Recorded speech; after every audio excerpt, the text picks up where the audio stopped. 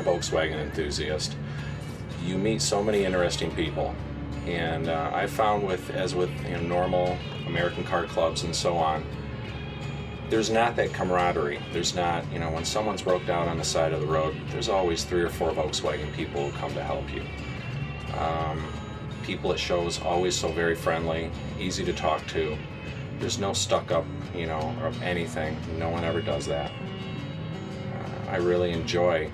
It's more of a social group as opposed to really the cars. The cars are the core of it, but it's the social aspect.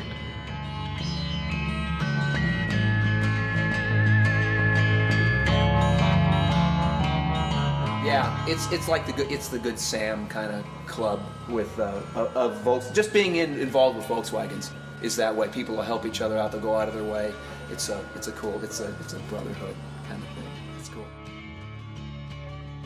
Everywhere you go, you run into Volkswagen people, or I've got friends of mine that I met through Volkswagens that are my best friends. We still go. One of the cars at Big Wednesday was my friend Norman and his '68 camper. We went surfing in that in 1968. We went surfing in that this year, and almost every year in between. So you meet a lot of people that you know for years and years. What was really great about the trip cross country was that we mostly started off as strangers. There were a few people that knew each other, but at the end of that, there was so much more. Not only were the Volkswagen part of it from the beginning, but then there was just a feeling of closeness at the end, and still Volkswagens were there, still a part of it.